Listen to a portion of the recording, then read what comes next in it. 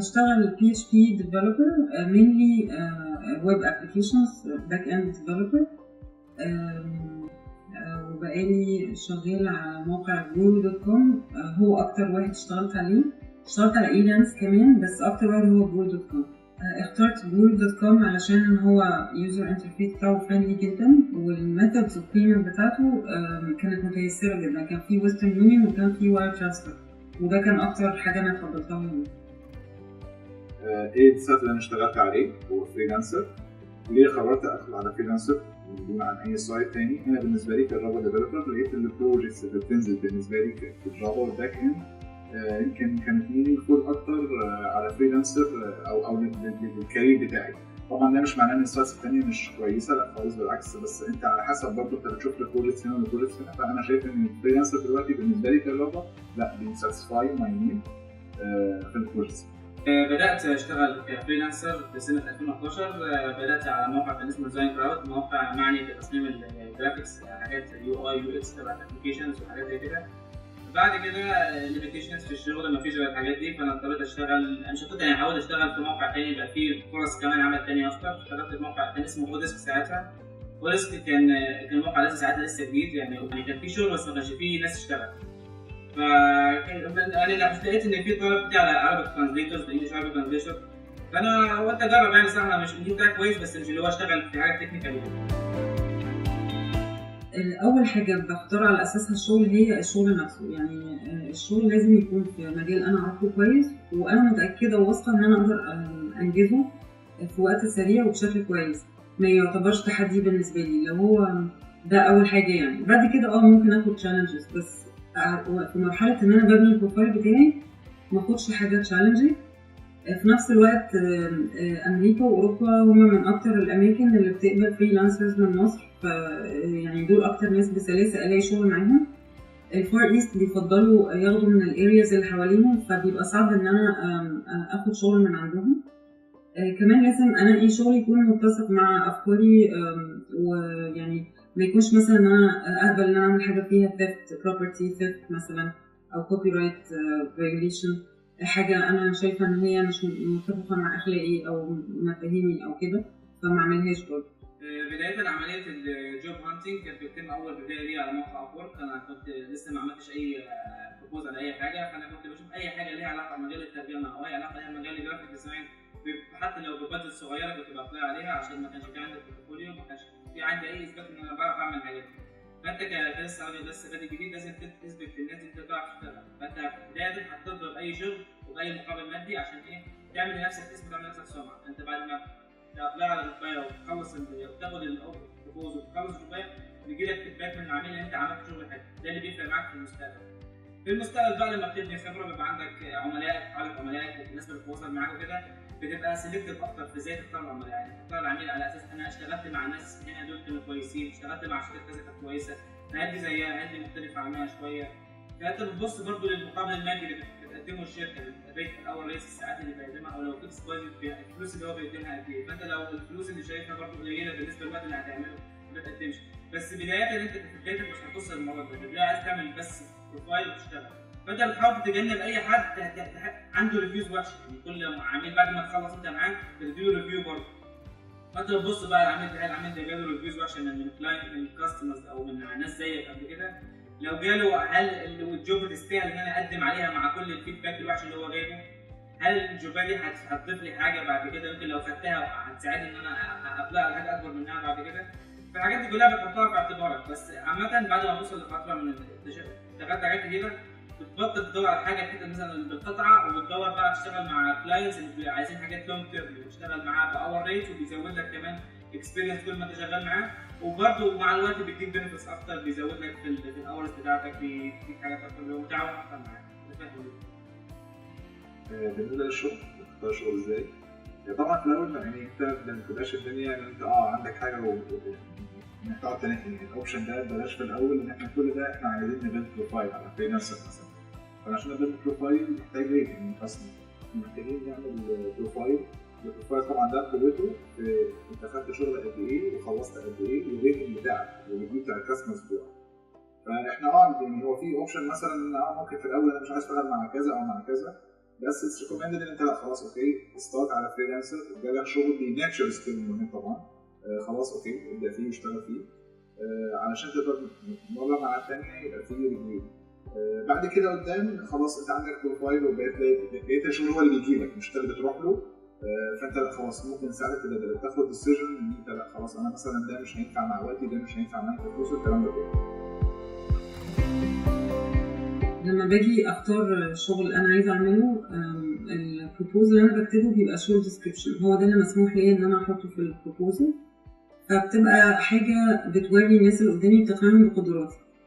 لو انا خدتها كوبي بيست من اي حد هي مش هتبقى مقنعه خالص، لان هو بالنسبه له بيشوف ان الناس كلها بتكتب حاجات شبه بعض، فلازم هو فعلا حاجه تكون بتعبر عني ان انا متفوقه في المجال دوت، وان انا هعملها لك في وقت قد كده، وان انا مستعده ان انا اوري لك مثلا بروتوتايب خلال النهارده مثلا، فده بيبقى مقنع جدا جدا بالنسبه للعميل. لما بتختار الشغل اللي انت هتقدم عليه بتبص برضه على ايه؟ على الكلاينت ذات نفسه، هل الكلاينت ده الهيستوري بتاعه عامل ازاي؟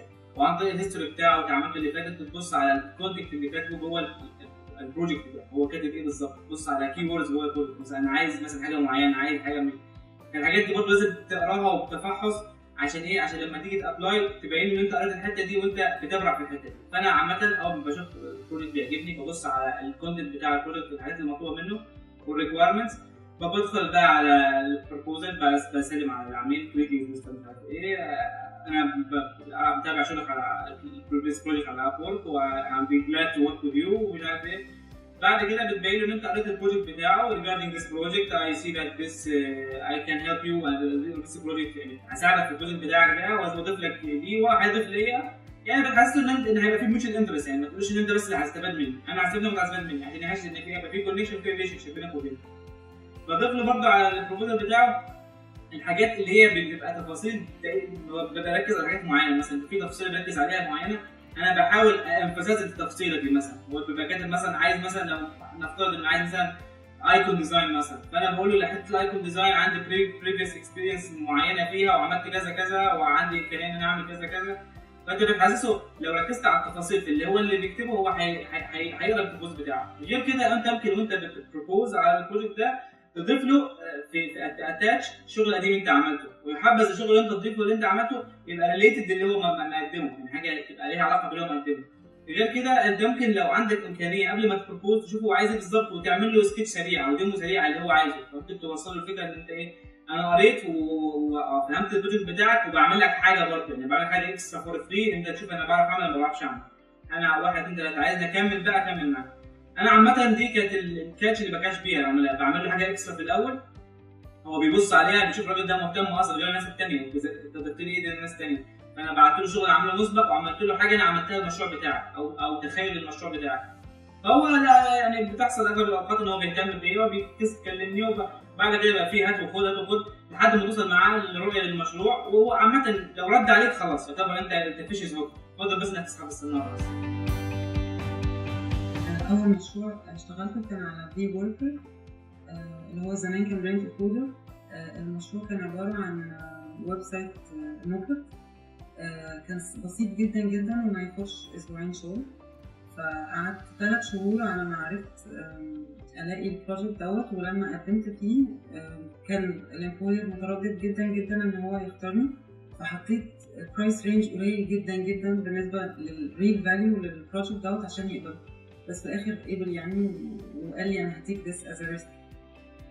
رول رقم 1 عشان خاطر اجيب بروجكت لازم ابقى ريزيلبل في البيدز بتاعتي، تمام، ولازم اصبر. مثلا ممكن انا اوبتيموم دلوقتي ودخلت وحطيت السعر كويس وحطيت التايم كويس بس ما جايش الشغل، فخلاص انا زهقت مش لا، يعني ما تحسبش كده، هي عايزه مره في الثانيه في الثالثه في الرابعه ممكن في ال10 عادي جدا، تمام، لحد لا انا خلاص انا قفلت معايا انا لازم اجيب ايه، اجيب شغل.